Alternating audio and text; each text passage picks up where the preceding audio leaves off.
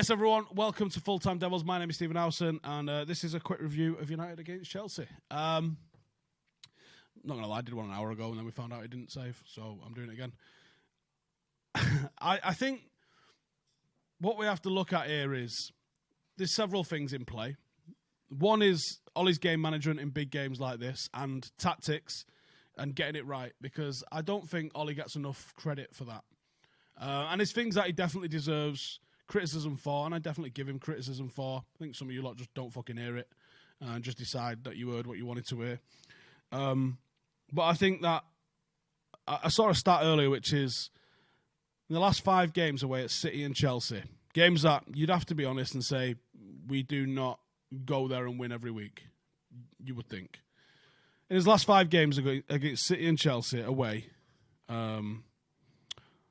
Ole's played 5-1-5, which you have to go all the way back to Fergie to just get 5 wins. 19 games against those before we've had 5 wins. His ability to get wins in a big game is massive. And for everyone that's literally about to comment, it's just because we play counter-attacking football. Well, why the fuck don't other teams just play counter-attacking football if it's that fucking easy? Massive cutting off at the legs of the achievement of what Ole's doing there, because there's some vendetta that you just don't want him and you want a new shiny thing and a new manager. Surely you can look around at the proof of what other managers have done when they've been appointed elsewhere. West Ham get a new manager every fucking 20 minutes. You know, Arsenal... do you know what, actually? Arsenal for how long? And Arsenal Fan TV, massively, had a big say in this. Made the issue at Arsenal Football Club, not one of what's going on the football pitch, but one of what's going on with the manager. And I see that in United fan base. I see people making an issue of Ole in and Ole out. Someone literally tweeted me the other day and was like, are you in, Ole in or Ole out? And I'm like, what the fuck does that mean? United fan. That used to mean I'm a United fan. Ole in or Ole out? What? Like, do you pick a side like you're Conservative or Labour and you just stick to that dogmatically? What the fuck? I don't understand that thing. I don't understand that thinking of being so partisan on those things that you identify yourself as someone that doesn't support the manager or does support the manager.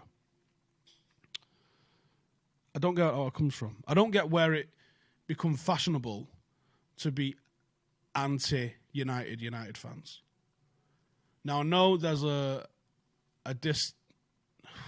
distrust, dislike, hatred of the board.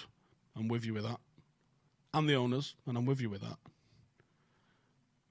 But it's so mad seeing the way some of this gets lined up that you just can't be positive about anything. And some people literally want us to lose football matches so it will hasten the fucking exit of the manager. Do you think that then changes? Do you think that any manager that you bring in suddenly changes that? Arsenal Fan TV got their wish with the Wenger out. They got a new manager, got Emery. Half-decent CV. Proven guy that had won stuff. Remember all of the fucking hype that this guy was going to change this to get Arsenal back to, I don't know, whatever the fuck it is Arsenal was meant to do. And then he fucking chinned him off. Then they've just brought in Pep Guardiola's fucking cone man. And what's he doing? Style of play. It's another thing I see people going on. What's our style of play? It doesn't fucking matter what our style of play is. If we get results, that's all that matters. And I think what we saw tonight with 4 minutes of Ighalo and 88, whatever it was, minutes of Bruno, having players that are good at their jobs helps. And I know that's like a duh, but honestly, we've been missing Paul Pogba for the majority of the season, McTominay for a good while now, and we're going to be without Marcus Rashford for a period of time. Not having those players that are in our starting 11 is going to cost United points. And how people approaching the blame of results is massively weighed into a manager and not enough into the performance of individual players and sometimes even into the squad as a collective. Luke Shaw came out and said it yesterday. The manager's getting a lot of stick. Sometimes we as players have to step up. I see player after player after player saying that all the time when the team's struggling. And even when teams are successful, they'll say, these are the reasons. And it's a very team-orientated thing. There's become this absolute mythologizing of what managers do. Managers are important, but they're not the be-all and end-all. And Roy Keane had a couple of really good lines on Monday Night Football after the game when they was doing a combined, which even saying this makes me want to fucking headbutt spikes. They did a combined United 1999 and Liverpool from this season. And Roy Keane only willingly put Van Dijk into his team, and I'm kind of with him on that. He reluctantly said Trent, but was also saying, but maybe not. Maybe Gary gets in there. And I understand the reasons for that. But the one thing that he said, which was very interesting, and it's something I've been saying for a long time, is no one was talking about Liverpool being title contenders until they brought in Van Dijk and the goalkeeper, Alisson. This is what Roy Keane was saying. And he's absolutely fucking correct. There was a team that scored a lot of goals, but defensively they were frail. Now, I don't think it's as simple as the solution of just bringing a defender or a goalkeeper or whatever those positions might be for United. I think we're probably 4 or 5 away from having that. But the change in Liverpool with those two players was astounding. They've literally gone to a team that looks unfucking playable at the moment. And for all of the talk of how managers improve players, people would think that you turned Lovren into Van Dijk with training. Well, if that was the case, wouldn't managers just do that rather than spending 100 million? Why would the transfer market even exist if managers just improve players by a bit of training? Now, of course, you can get a good tune out of a team and all the rest of it. And I think Chris Wilder is doing that. Chris Wilder's definitely got Sheffield United playing way above their station this season.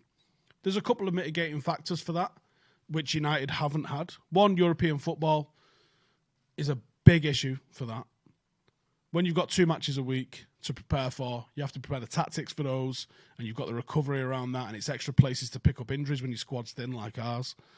And that causes an issue then because it gives you less preparation time going into the weekend, and it gives you less preparation time for your midweek fixtures in Europe because everything's just coming at you a little bit faster. When you've only got that 1 game a week, mostly, like Sheffield United have had, you can come into it pretty much rested, and you've got a long time to work on your tactics. When you've got that opportunity, you find yourself getting decent results. Leicester benefited from that.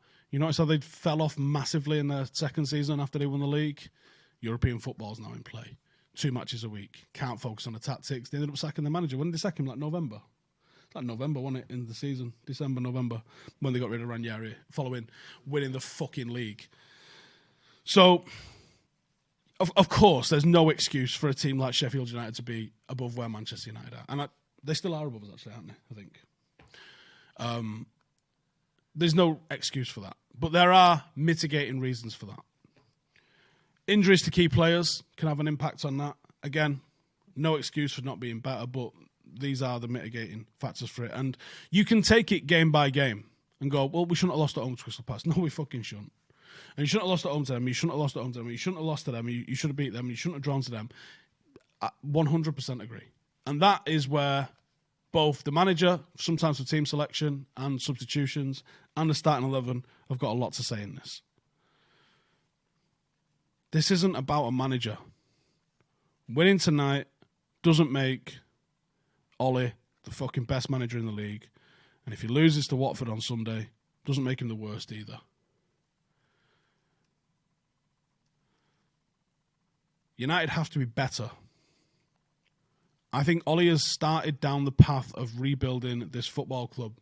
And I do not know how long it takes. I think you could do a very, very solid rebuild in 3 to 5 years if you did it intelligently and had the ambition to do so.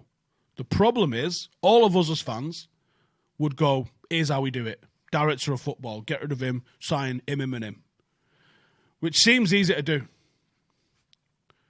But you're probably going to have to allow for, I mean, you don't allow for it because you want it to happen, but you're probably going to have to allow for 30 to 40% of your transfers not going as planned. You're going to have to allow for sometimes a star player goes, I want to fucking leave. See ya. You're going to have to allow for a big injury. Those things can halt your progress. The issue United have got, and people go, well, the owners weren't playing when we lost to fucking Crystal Palace. You're right. But it all stems back to the same thing. Look how fast Woodward appointed a PR guy. We want to appear like we're doing the right thing rather than just fucking doing the right thing. I think I mentioned last week, what's Liverpool's director of football called? It's called Michael somewhere over, I think. Do you know what their CEO's called? Not a fucking clue. He could be sitting next to me right now and I won't have a fucking clue. The fact that everyone not only knows what Woodward looks like, knows his name, but even know where the fuck he lives is mad. If he didn't bother hiring a PR guy, but he appointed a director of football, guess what? Your PR would be better. It'd just be instantly better by the fact that we were doing better as a football club. When Manchester United try and cut corners to appear successful rather than actually be successful, that's when you're going to come unstuck. United need to go and do the root and branch shit. Now, the medical department, maybe right or wrongly, gets a lot of stick. The fact that Inter Milan have found some digestive issue with Lukaku, United are getting stick for that, but I believe it was the Belgian FA who asked him to bulk up for the World Cup. I can't for the fucking life of me understand why you would do that, but supposedly that was something that happened. And then he struggled with weight and subsequently didn't look so good after the World Cup. So I have to question our medical lot. Now, I like my MMA. Like most people who like MMA, I listen to Joe Rogan's podcast. Joe Rogan has people from science and sport, and MMA as a sport anyway, because of the nature of it, means that people are curious into sports science. I've spoken to someone at United about injuries and asked if they know about stem cells and things like this, and they don't have a fucking clue. And they've gone to the club, and I don't think they have a fucking clue about it. And you go, well, why the fuck not? Why is the UFC Performance Institute one of the best facilities for sport and sports science in the world? Why haven't United sent a guy over there with a fucking notepad and a camera to go and get some information on what are these guys doing? UFC and mixed martial arts athletes at the top of their game are putting themselves through 3-4 training sessions a day and recovering and doing the same thing. Now, football is intense, but it's certainly not as intense as doing mixed martial arts training daily. And the careers are obviously shorter in MMA, and maybe you want a longer career and there's less travel involved and all the rest of it. But you can't tell me there's no lessons to learn from how the UFC is doing it, or what the UFC Performance Institute is doing, or what they're doing to aid recovery, or anything like that. Gary Neville mentioned it when he was talking about the appointment of a director of football, and he was speaking about the go out and get the best in class. United, for me, transfers aside, because I actually think that there has been, of late at least, and certainly Bruno, and possibly even Maguire, fit into the best available that we could get. Possibly even Wan-Bissaka. But nothing else that goes on behind the scenes at the club, apart from actually the recruitment of under-18s players, does feel like we go out and try and sign the very best. But I wonder if some of that is to so not have to spend 50 million on them 2 years down the line. Where is United's best in class? Why haven't United... When we opened Carrington, it was a world-class training and medical facility. But I think it's not been invested in since then. There's been a little upgrades, and Louis mentioned something about it, and planning permission happened. I think under Jose, the work started and was completed on blocking off some of the pitches to stop the fucking wind howling across it, because it is the flattest, windiest place in Manchester. But the fact that we've got facilities that no one would call world-class, medical staff that doesn't appear people call world-class. You don't hear of innovation coming out of the training ground at United. You don't hear of, anyone stripping away and doing X, Y, Z. You don't hear of anyone even attempting to do that or be curious as an organisation. We're falling behind. And if the Glazers don't want to spend money, there's still ways to be successful without spending money. There's still ways to bring in cost-effective players, to invest in your scout department, to invest in your academy and just make it outrageously well-funded. There's loads of things that we could be doing and we're not fucking doing. And not really spoke about the game, have I? Igalo was good. I like Bruno. I'm a big fan of Bruno. I like how early he is on the ball. I like how early he releases the ball. I like the threat that he offers from set pieces. We get 2 more wins this week. We set ourselves up to be in a good place later in the season. We need some consistency. We've not been consistent, and everyone around us, luckily, hasn't been consistent. But we sit here in wherever the fuck we are. We are 3 points off 4th. I don't have the faith that City are going to get fucked by UEFA, despite everyone's excitement initially. So I wouldn't want to go, let's get 5th. Fuck that shit. Let's get 4th. Because we're good enough to get 4th. We're also shit enough to not get 4th.